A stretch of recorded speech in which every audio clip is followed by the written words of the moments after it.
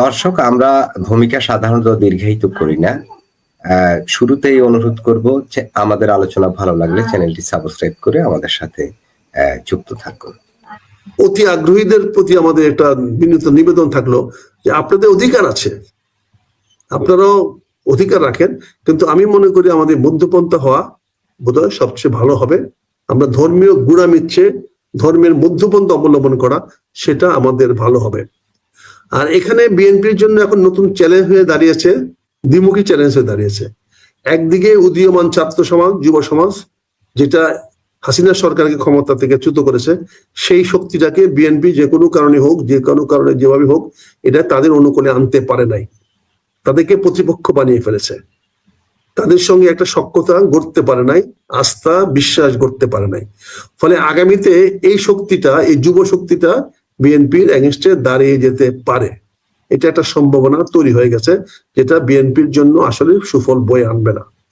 দ্বিতীয় হচ্ছে ইসলামিক রাজনৈতিক দলগুলো, যেটি এতদিন বিএনপিকে ভর করে রাজনীতি করত, যারা এতদিন মনে করতো যে বিএনপি তাদের একমাত্র রক্ষার কবচ এবং বিএনপির ঢাল হিসেবে ব্যবহার করে তারা ইসলামিক রাজনীতিগুলো করতে পারবে, কিন্তু এখন তাদের বিশ্বাস জন্মেছে যে এখন আর বিএনপি তাদের প্রয়োজন নাই।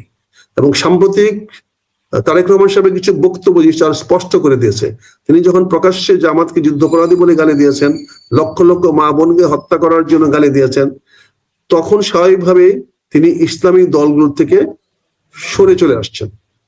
এখানে একটা বিভেদ সৃষ্টি হয়েছে, এখানে একটা কি বলে ফারাক তৈরি হয়েছে। সেই ফারাকে কিন্তু ক্ষতি হতে পারে বিএনপি, এই জিনিসটা খেয়াল রাখতে হবে। বিএনপি ইচ্ছা করে হোক বা অনিচ্ছাকৃত ভাবে হোক, রাজনৈতিক প্রতিপক্ষ ইসলামিক দলগুলোকে বানিয়ে ফেলেছে এবং 8 দলীয় ঐক্য জোট, তারা কিন্তু এখন জামাতকে ঘিরে 8 দলীয় ঐক্য জোট হচ্ছে। এখানে বিএনপি ঘিরে কোনো ইসলামী ঐক্য জোট হচ্ছে না।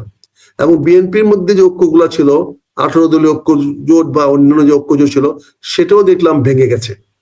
কাজে এখানে বিএনপি একগরে হয়ে যাচ্ছে, একলা পথ চলার দিকে আগাচ্ছে। একলা পথ চলাটা কতটুকু বুদ্ধিমানের কাজ হবে, কতটুকু সফল হওয়া যাবে, কতটুকু ইতিবাচক ফলাফল আনবে, এটা আগামী সময়ে বলে দেবে। তবে এই কারণের জন্য বিএনপির এই আত্মঘাতী রাজনীতির কারণে জামাতকে একটা এক্সট্রা সুবিধা করে দেওয়া হচ্ছে। জামাত কিন্তু আজকে আর যুদ্ধাপরাধী দল নয়, এটা কিন্তু নতুন জামাত, বাংলাদেশ জামাত ইসলাম। এখানে জামাত ইসলামও বাংলাদেশ না, বাংলাদেশের জামাত ইসলাম না। বাংলাদেশের জামাত ইসলাম ছিল 71 সনে, সেই জামাতের পরিবর্তন হয়ে গেছে। এখন নতুন যে মেরুকরণ হয়েছে, নতুন যে জামাত, এই প্রজন্ম কিন্তু স্বাধীনতা বিরোধী প্রজন্ম নয়, এই প্রজন্ম কিন্তু বাংলাদেশের প্রজন্ম।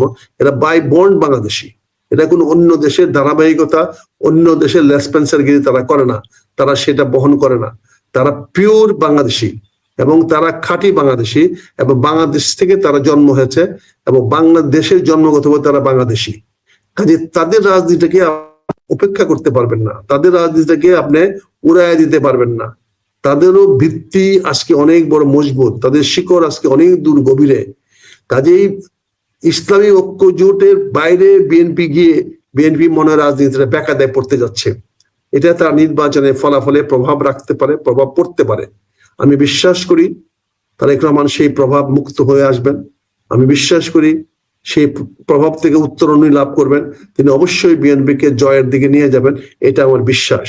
তবে উনি একটা চ্যালেঞ্জ সৃষ্টি করে দিলেন, ইচ্ছা করে একটা চ্যালেঞ্জ ওনার সামনে নিয়ে আসলেন, যে চ্যালেঞ্জটার কারণে হয়তো ওনাকে আরো অনেক বেশি মূল্য দিতে হতে পারে।